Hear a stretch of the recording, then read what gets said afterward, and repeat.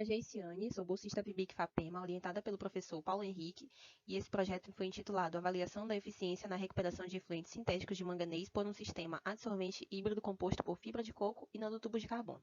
Os processos industriais têm contribuído de forma exacerbada com o aumento dos níveis de poluição, devido ao descarte inadequado de efluentes que contêm substâncias tóxicas como os metais pesados. Existem diversos métodos para a remoção desses metais, mas um dos mais utilizados tem sido a adsorção, que é um processo de separação sólido-líquido caracterizado pela transferência de massa, na qual os componentes presentes em baixas concentrações na fase fluida são transferidos para a superfície de um sólido chamado adsorvente. Da forma, o principal objetivo do trabalho é avaliar a eficiência do sistema híbrido, fibra de coco e NTC como adsorvente de manganês e verificar o sistema mais adequado para os estudos de adsorção.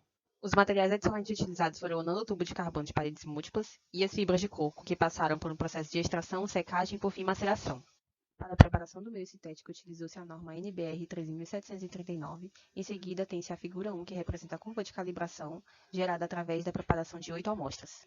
Para a utilização das variáveis, aplicou-se o planejamento experimental fatorial 2 elevado à terceira para as cargas individuais. A tabela 1 contém as variáveis e os níveis utilizados. Esses níveis foram determinados através de um estudo prévio dentro do projeto de pesquisa.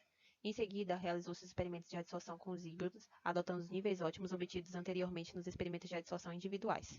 Figura 2, para uma concentração de 30 mg de fibra, a porcentagem de efluente removido foi próxima de 100%. Quanto maior o aumento da concentração de fibras, maior será a taxa de adsorção, devido à estrutura apresentada pelas fibras, a camada rugosa, que favorece a retenção de compostos sólidos em sua superfície, entre outros fatores.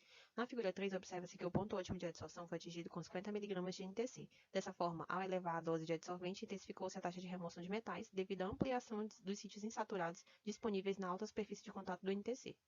Com os resultados individuais, montou-se a tabela 3 para a avaliação do sistema híbrido. A figura 4 estabelece um parâmetro entre as concentrações de adsorvente e as porcentagens de remoção.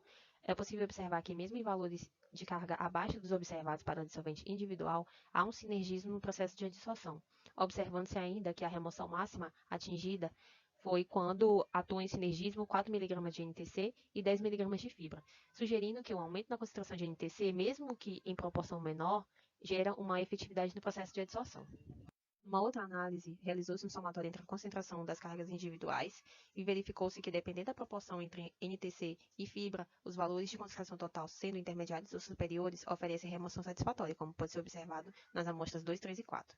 Realizando-se uma análise através da proporção apresentada pelas cargas, observou-se que os extremos representam maior taxa de adsorção, ou seja, aumentando a concentração da fibra em relação ao NTC ou vice-versa, é possível obter um resultado promissor que ratifica o efeito cinético entre os materiais adotados.